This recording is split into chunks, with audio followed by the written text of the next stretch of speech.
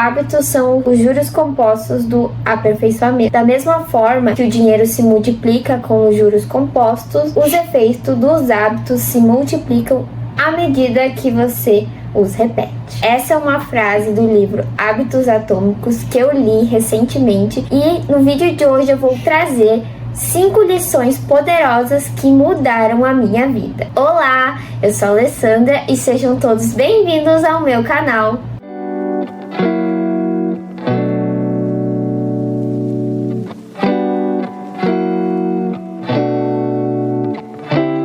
A primeira lição que eu aprendi no livro é que grandes resultados advêm de pequenas mudanças. No livro, o autor fala que a maioria das pessoas, quando elas querem alterar alguma coisa na sua vida e ter mais hábitos saudáveis, elas acabam querendo mudar tudo num dia só, tudo de uma vez, pensando que isso é efetivamente o que elas precisam fazer para ter mais resultados. Quem nunca em um dia só tentou acordar às 5 horas da manhã, meditar, comer mais saudável, treinar, tomar 2 litros de água, ler um livro, aprender uma nova língua, trabalhar 8 horas, dormir 8 horas de sono e deitar até as 10 horas? Garanto que muitas pessoas vão se identificar com esse meu relato. Eu mesma já fui essa pessoa, não vou negar que quis fazer uma mudança mirabolante na minha vida em um dia só. Só que essas grandes mudanças em um único dia, elas acabam não se sustentando no decorrer do tempo,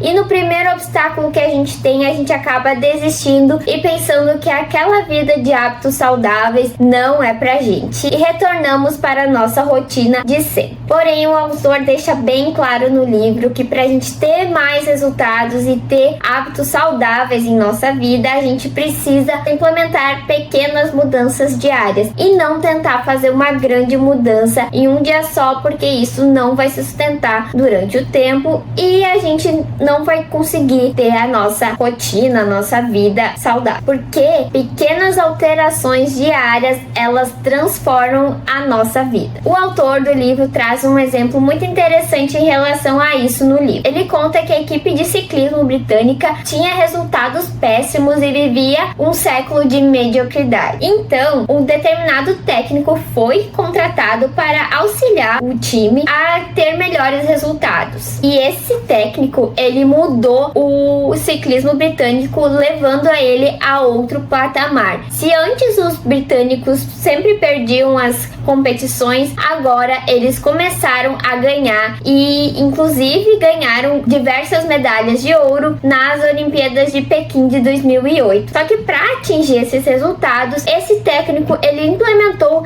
pequenas mudanças na forma que os atletas eles treinavam, como funcionava as roupas deles, a pista que eles treinavam, e fez uma série de pequenas mudanças diárias que tornaram os resultados que a equipe teve possíveis. Então, a equipe de ciclismo britânica deixou de ser medíocre e passou a ser uma equipe de excelência que começou a ter excelentes resultados. O sucesso é o resultado de hábitos diários, não de uma transformação única na vida. A segunda grande lição que eu aprendi no livro é: mude de dentro para fora. A gente sabe que muitas vezes é extremamente difícil manter a constância nos hábitos saudáveis, né? Porque por mais que a gente tenha esforço, a gente tenha motivação, tem uma hora que a gente se cansa de fazer aquele hábito. Isso ocorre, segundo o autor do livro, em razão de que as pessoas tentam mudar da forma errada. Primeiro, a gente fica focado em apenas atingir o resultado que a gente quer. Por exemplo, queremos emagrecer ou queremos ser uma pessoa que faz mais atividade física. Esse é o resultado que a gente espera com aquele hábito. Porém, isso ele não vai funcionar no longo prazo, porque isso é superficial. E a gente deveria, na verdade, mudar a nossa identidade, as nossas crenças. A gente deveria focar naquela pessoa que a gente quer se tornar. E em relação a isso, o autor traz um exemplo muito interessante, que ele compara duas pessoas que estão tentando largar o vício em cigarro. Na primeira, quando ele é oferecido um cigarro, ela fala: não, eu estou tentando parar de fumar. Já na segunda, ela fala: não, não, eu não fumo. Vocês conseguem perceber a diferença entre essas duas respostas? Por mais que seja bem pequena, elas têm uma diferença gigantesca. Enquanto que a primeira pessoa, ela ainda é fumante, porque ela ainda se considera como uma pessoa fumante, já que ela fala que ela está tentando parar de fumar. A segunda pessoa, ela definitivamente já não é mais uma fumante, porque ela entendeu, ela internalizou que ela não é uma pessoa fumante. Então, ela mudou a identidade dela, porque ela não se identifica mais como uma pessoa fumante. Então, as probabilidades da primeira pessoa retornar ao vício são muito grandes, porque ela não alterou a identidade dela. Ela não quis se tornar uma pessoa não fumante. Ela é uma pessoa fumante e cedo ou tarde ela vai retornar àquele vício. Já a segunda pessoa, ela já se tornou não fumante e ela possivelmente não vai retornar para aquele vício. O processo de criação de hábitos é, na verdade, o processo de se tornar você mesmo. A terceira lição que eu aprendi no livro é: tenha um plano. E eu já falei em outros vídeos aqui no canal, eu vou deixar o link aqui na descrição, que o planejamento, ele é importante, mas a gente não pode se tornar uma pessoa que só planeja e não executa. O autor, ele traz uma reflexão bem importante em relação ao planejamento e ter um plano para fazer os hábitos saudáveis. Quando a gente quer implementar um hábito na nossa vida, a gente não planeja da forma correta, geralmente, porque a gente coloca apenas abstratamente de que a gente quer fazer determinada coisa. Por exemplo, treinar. Eu quero treinar tantas vezes na semana, mas a gente não olha para nossa rotina e planeja quais são os momentos que a gente vai treinar, o que a gente precisa para treinar. Então a gente acaba fazendo da forma errada, né, da forma equivocada, e isso não dá certo. Porém, se a gente tem um plano, se a gente sabe exatamente o que a gente vai fazer, aquele hábito, ele vai se tornar mais fácil e vamos conseguir implementá-lo na nossa vida. Por exemplo, o de treinar. Vou treinar toda segunda, quarta e sexta após o meu trabalho. Já vou levar as roupas de treino que eu tenho, uma legging, uma camiseta e um tênis esportivo, e já vou sair do trabalho e ir direto para a academia para não ter chance de eu não fazer. Então, isso é um plano, isso é um planejamento. Ter um plano é essencial para que a gente consiga implementar o hábito saudável que a gente quer na nossa vida. E um exemplo assim da minha vida é que eu sempre fui uma pessoa leitora. Eu já contei aqui num vídeo do canal a minha história com a educação, eu vou deixar o link aqui na descrição. Sempre fui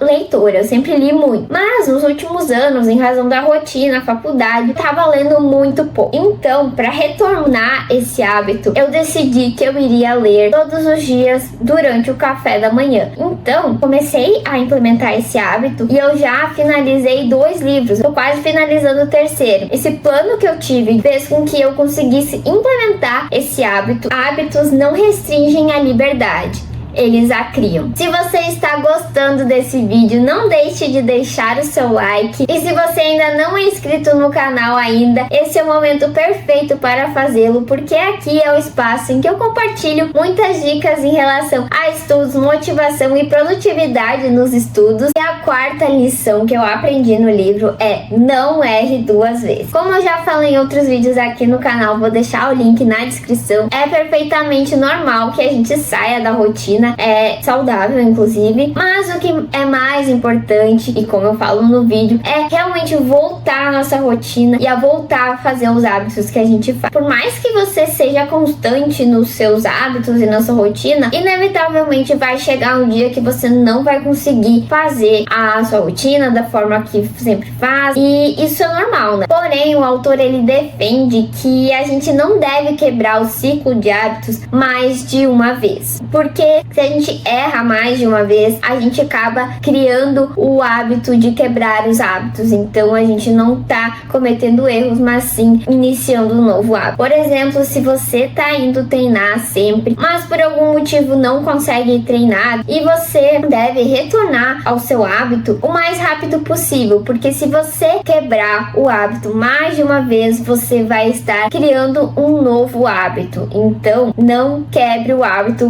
por 2 vezes seguidas. Quebrou uma vez, ok, voltam o mais rápido possível. E isso, segundo o autor, é uma característica que separa as pessoas vencedoras das perdedoras, porque os vencedores, eles seguem o plano, eles seguem o que eles precisam fazer, e se eles erram, eles recomeçam. O perdedor não, quando ele erra, ele desiste. E a quinta e última lição que eu aprendi no livro é: faça o que precisa ser feito. De fato, eu não posso mentir pra vocês, alguns hábitos que são saudáveis, a gente tende a não achar eles tão interessantes no decorrer do tempo quanto eles são ali no início, né? Quando a gente tá começando a implementá-los, porque ali a gente tá animado com a mudança da nossa vida. E conforme o tempo vai se tornando chato, tedioso, até às vezes desagradável e desconfortável, né? E muitas vezes, quando isso acontece, a gente pensa em desistir e acha que tem que mudar a nossa rotina, né? A nossa vida. Porém, o autor, ele fala, e isso é uma coisa que eu internalizei pra minha vida, que a gente tem que continuar fazendo o que a gente precisa fazer, mesmo quando a gente acha chato, mesmo quando a gente acha tedioso, desgastante ou dificultoso, né? Porque se a gente não fizer essas coisas quando for chato, a gente não vai conseguir atingir os nossos objetivos. Porque se você só fizer quando você está motivado e com vontade de fazer aquele determinado hábito, você não vai atingir provavelmente seus objetivos. E o autor fala que esse comportamento de continuar fazendo o que precisa ser feito, mesmo quando é irritante ou tedioso, é o que separa as pessoas profissionais das amadoras. As profissionais, elas continuam fazendo o que elas precisam fazer, mesmo quando são chatas, mesmo quando são tediosas. E as amadoras, elas acabam desistindo e deixando que a vida